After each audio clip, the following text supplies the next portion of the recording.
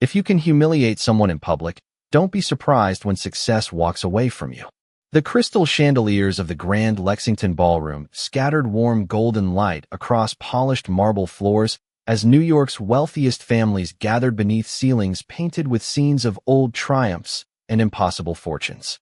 Every tailored tuxedo, every designer gown, every glass of sparkling champagne reflected the confidence of people who believed the world naturally bent in their direction.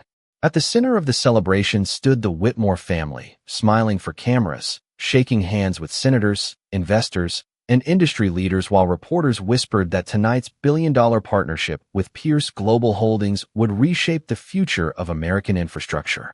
Jonathan Pierce, the legendary CEO whose signature alone could move markets before breakfast, remained quietly composed near the stage, his expression impossible to read as executives eagerly anticipated the official announcement. Then everything changed. A sharp sound echoed through the ballroom, not loud enough to stop the orchestra, but powerful enough to freeze every nearby conversation. Crystal glasses remained suspended in midair. Conversations dissolved into silence. Heads turned together. Naomi Brooks stood perfectly still beside a table decorated with white orchids, one hand resting calmly against the edge of the linen as she absorbed the humiliation without raising her voice. Across from her, Victoria Whitmore's face burned with certainty rather than regret. "You should know your place," she said, convinced that everyone around her would approve. No one moved. No one dared interrupt the daughter of one of Manhattan's most influential families. Several guests exchanged uncertain glances, unsure whether they had witnessed an unfortunate misunderstanding or something much worse. Naomi slowly lifted her eyes, not with anger, not with fear, but with the quiet dignity of someone who refused to surrender her character simply because another person had abandoned theirs. She adjusted the simple midnight blue evening dress she had worn for the event, straightened the conference, credentials hanging discreetly around her neck, and took one measured breath. She offered no accusation, no dramatic speech, no attempt to defend herself before the crowd. That silence unsettled the room far more than shouting ever could. Jonathan Pierce watched every second without blinking. He did not step forward. He did not speak. He simply reached for the leather portfolio resting beside him. The lead attorneys from both companies noticed the movement first. One by one, they lowered their pens. Richard Whitmore smiled politely, assuming the billionaire was preparing for the ceremonial signing that photographers had been waiting all evening to capture. Instead, Jonathan quietly closed the portfolio. The soft click of polished leather sounded louder than the orchestra. Then he placed the unsigned contract back onto the table. "Ladies and gentlemen," he said with remarkable calm, "Pierce Global Holdings will not be moving forward with this agreement." A wave of disbelief rolled across the ballroom. Someone nearly dropped a champagne flute. Camera flashes stopped. Richard Whitmore's confident smile faded before anyone else realized what those words truly meant. A $1 billion partnership had vanished in less than 10 seconds, and almost no one in that magnificent room understood why. 2 hours earlier, the ballroom had carried a completely different rhythm. String musicians filled the air with soft classical melodies while waiters moved gracefully between tables dressed in crisp white linen. Outside, black luxury sedans lined the entrance one after another, their headlights reflecting across the polished stone driveway as business leaders, philanthropists, and celebrities stepped onto the red carpet beneath flashes of cameras. Inside, every detail had been planned with flawless precision because tonight was supposed to celebrate more than generosity. It was supposed to establish trust between two powerful corporations whose partnership promised thousands of new jobs across the country. Few people noticed Naomi Brooks when she entered through the staff entrance carrying nothing more than a slim leather portfolio and a discreet event credential clipped beside her evening badge. That was exactly how she preferred it. At 34 years old, Naomi had learned that real influence rarely announced itself with expensive jewelry or loud introductions. She walked with calm purpose, greeting security officers, catering staff, and event coordinators by name, offering each person the same warm smile regardless of title. Several employees smiled back immediately. She had spent the previous 3 days quietly helping organize international guest protocols after the original consultant unexpectedly became ill. Although her official assignment lasted only 1 week, everyone who worked behind the scenes already respected her professionalism. Earlier that afternoon, a young server had accidentally dropped an entire tray of crystal glasses while preparing the ballroom. Instead of criticizing him, Naomi had calmly helped collect every broken piece before reassuring the frightened college student that accidents happen to everyone. His shoulders relaxed almost instantly after hearing her gentle voice. Moments later, she noticed an elderly guest struggling to understand directions toward the private elevator. Naomi walked her across the lobby without attracting attention, patiently answering every question before returning to work as though nothing unusual had happened. She never mentioned that she spoke several languages or that she had advised international organizations years earlier before leaving her career to care for her mother during a long illness. Those chapters belonged to another season of her life. Tonight was simply another professional assignment, and she intended to complete it with quiet excellence. As the ballroom slowly filled, Naomi reviewed seating arrangements one final time, carefully checking diplomatic preferences, accessibility accommodations, dietary requests, and cultural customs that many guests would never realize had been anticipated hours in advance. Every successful event depended on hundreds of invisible decisions, and Naomi believed the people responsible for those details deserved just as much respect as the executives delivering speeches under bright lights. Across the room, Jonathan Pierce arrived without fanfare, acknowledging only a handful of organizers before taking his reserved table near the stage. His reputation suggested extraordinary business instincts, but those who worked closely with him knew something else. He paid close attention to how people treated individuals who could do nothing for them in return. While reporters focused on billion-dollar projections and photographers searched for glamorous smiles, Jonathan quietly observed conversations that most guests ignored completely. Without realizing it, everyone attending the gala had already begun revealing far more about themselves than any financial statement or polished presentation ever could. The Whitmore family had spent decades building an image that looked as flawless as the polished marble beneath their feet. Richard Whitmore believed reputation could be managed with enough money, enough influence, and enough carefully staged appearances. His wife, Eleanor, carried herself with effortless elegance, greeting donors with perfectly measured smiles that never quite reached her eyes. Their daughter Victoria had inherited the family's confidence without inheriting its restraint. She moved through the ballroom as though every conversation existed for her benefit and every person wearing an event badge occupied a lower place in the world.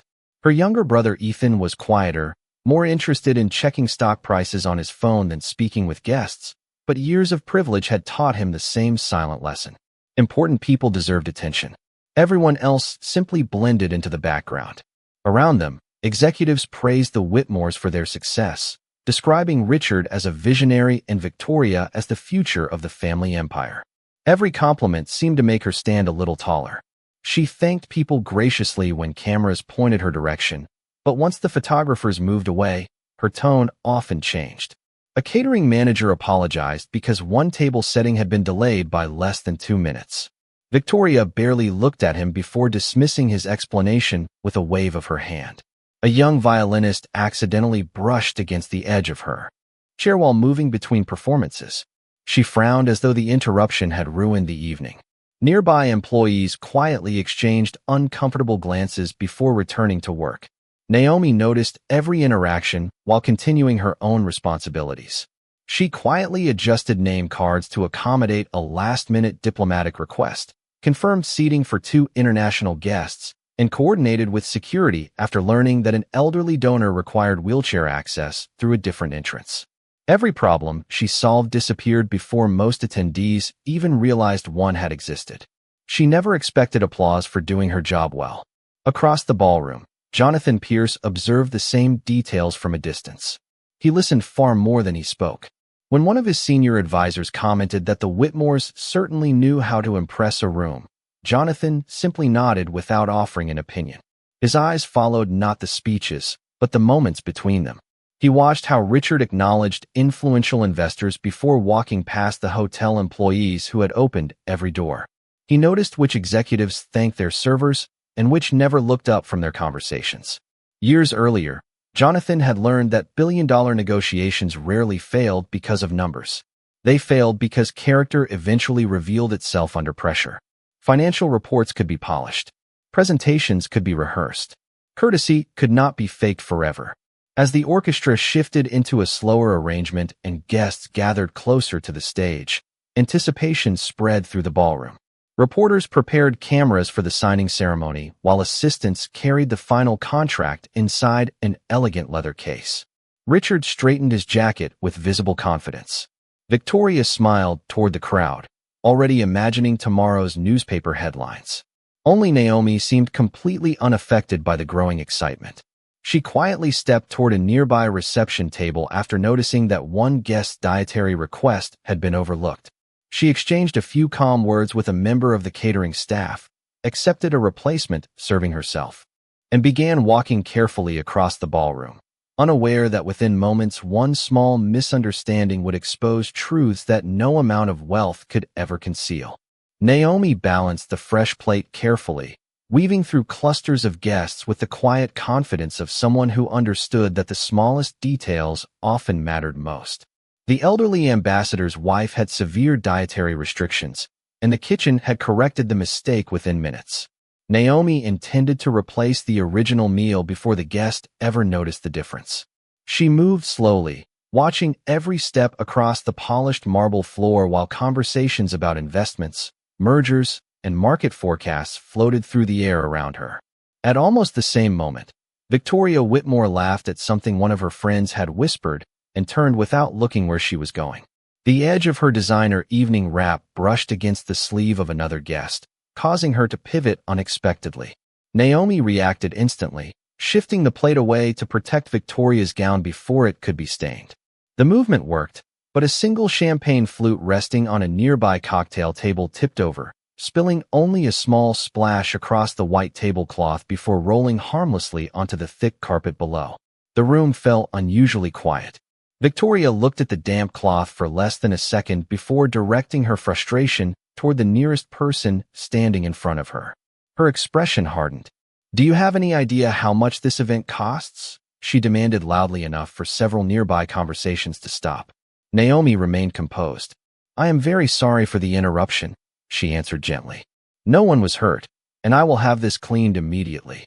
Instead of calming the situation, the measured reply seemed to irritate Victoria even more. She stepped closer, convinced that an apology alone was not enough. Before anyone expected it, she struck Naomi across the face with a quick, open-handed slap born from anger rather than necessity. The ballroom froze. The orchestra faltered for a heartbeat before the musicians awkwardly lowered their volume. Several guests gasped. A waiter stopped in the middle of pouring sparkling water. Even the photographers lowered their cameras, uncertain whether they should pretend nothing had happened. Naomi's head turned slightly from the impact, but she did not stumble. She slowly faced forward again, her breathing steady, her expression remarkably calm. One hand lightly touched her cheek for only a moment before falling back to her side. She neither raised her voice nor returned the insult. Instead, she looked directly at Victoria and spoke with quiet dignity. "I hope the rest of your evening brings you more peace than this moment has." Those simple words echoed far deeper than anger ever could. Richard Whitmore hurried toward his daughter, assuming the uncomfortable scene would quickly fade away if everyone simply moved on. Eleanor whispered for staff to clean the table immediately. Ethan looked down at the floor, avoiding everyone's eyes. Around them, guests exchanged uncertain glances. Some appeared uncomfortable. Others quietly stepped backward as though instinctively creating distance from what they had just witnessed.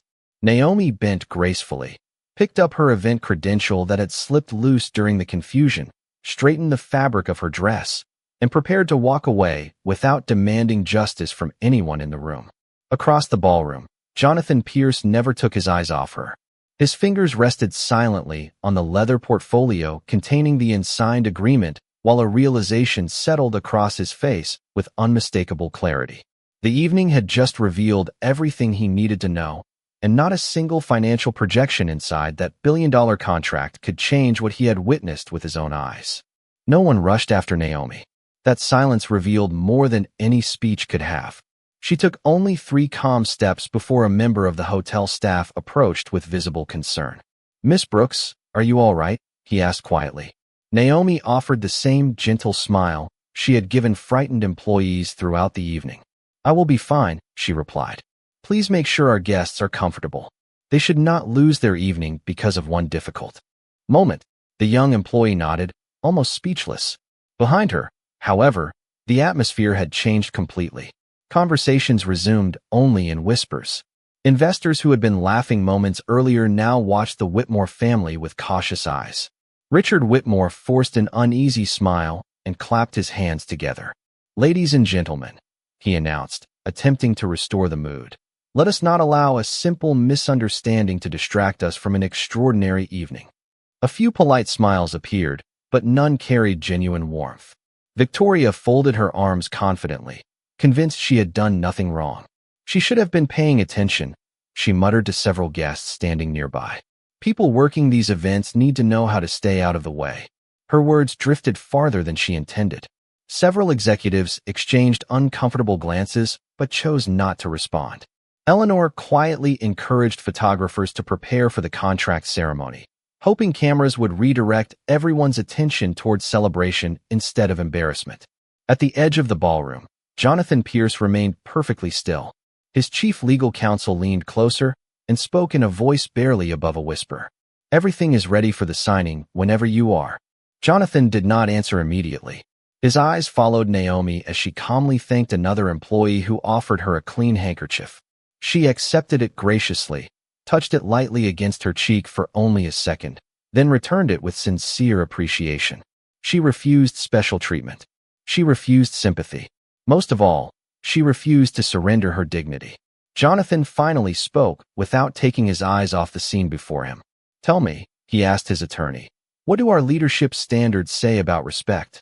The attorney hesitated.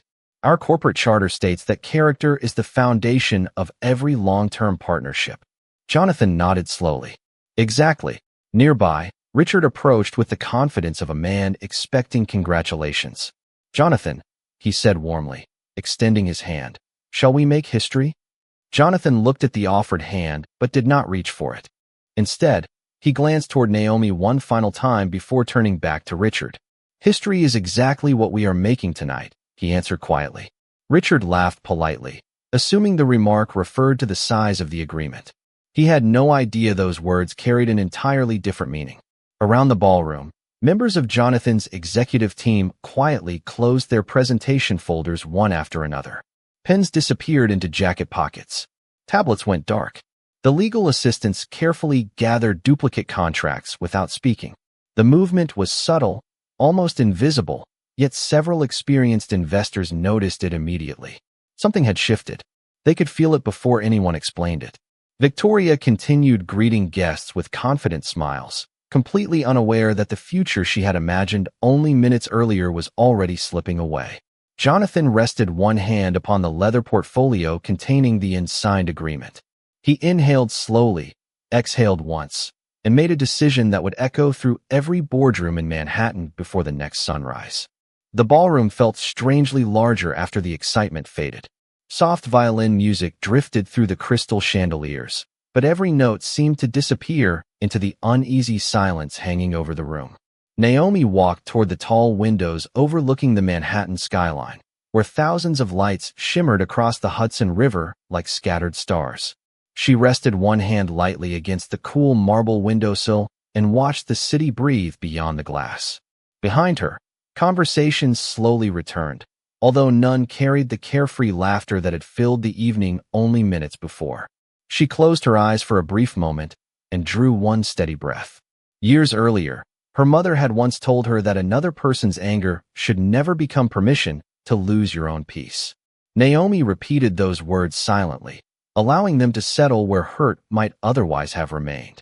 She reached into her small evening bag, removed a neatly folded handkerchief embroidered with her mother's initials, and gently brushed it across her cheek before placing it back exactly as it had been.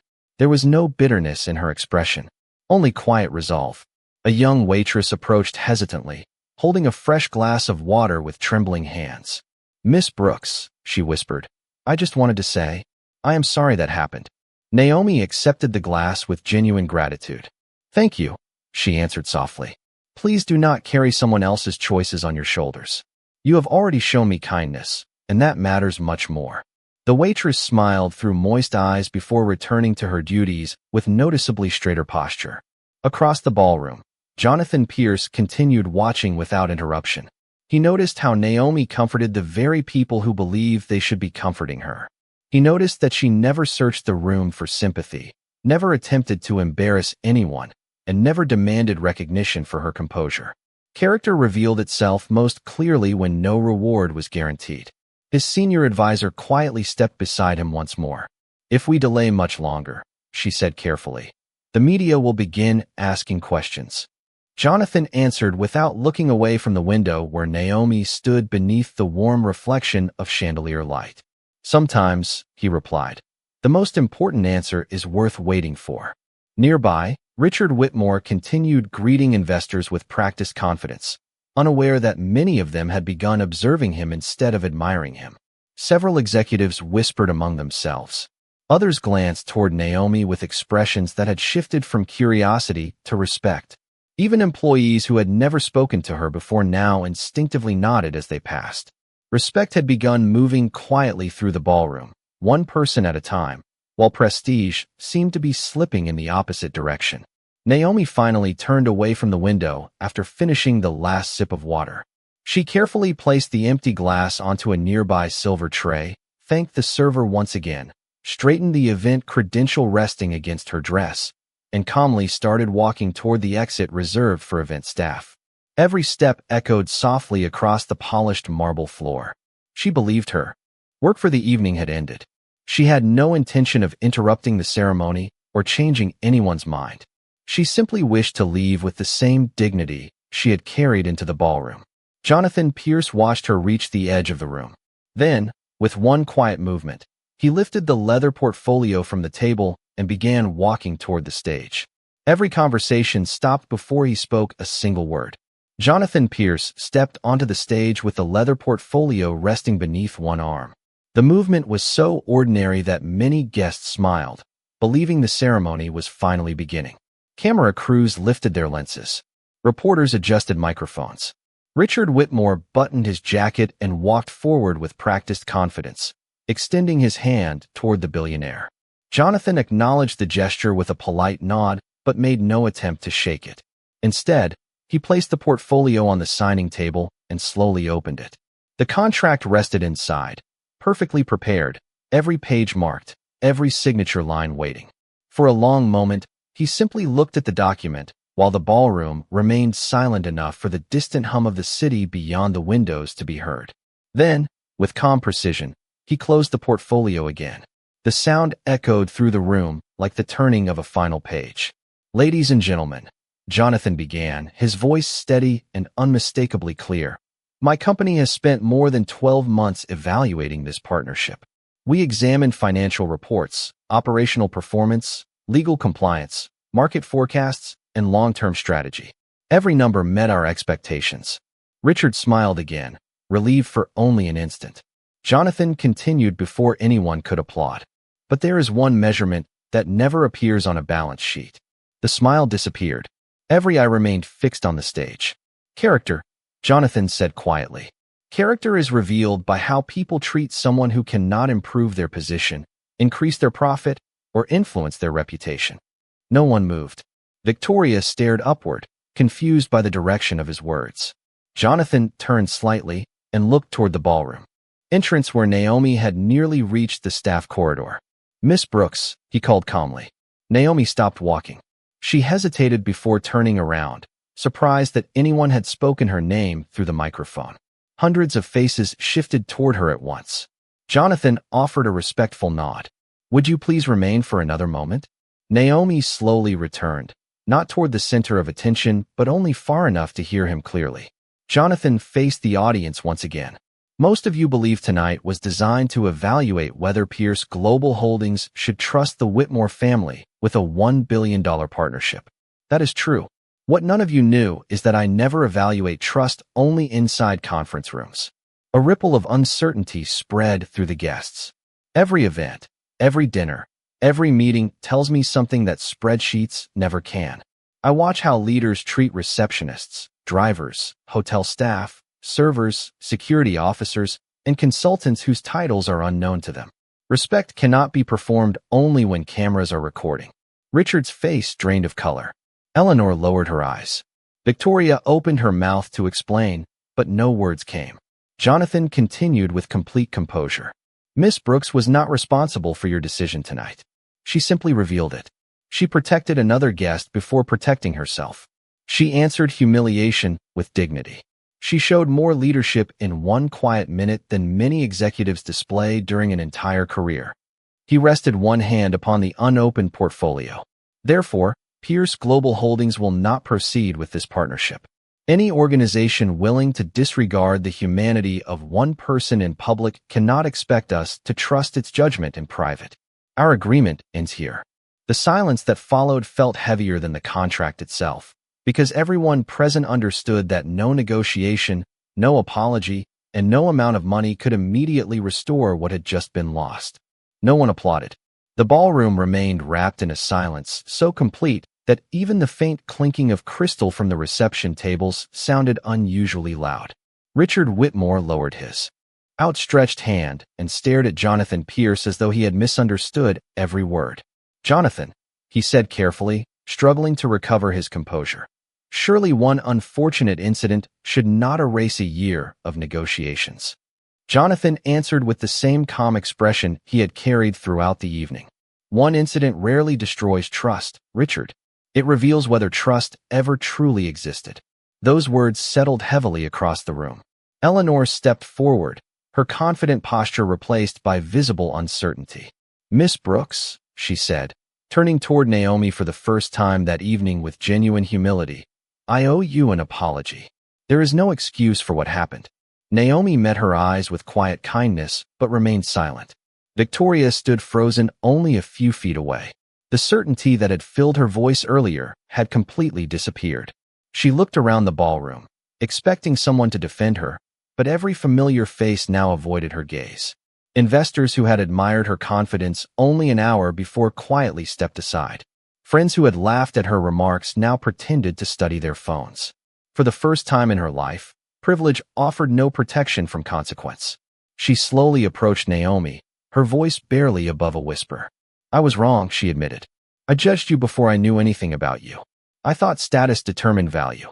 I thought being important meant I deserved more respect than other people." She paused, struggling to continue. "I was completely mistaken." Naomi looked at the young woman for several long seconds. There was disappointment in her eyes, but no bitterness. "Every person makes mistakes," she answered softly. "The difficult part is deciding whether the mistake changes you or simply embarrasses you." Victoria lowered her head.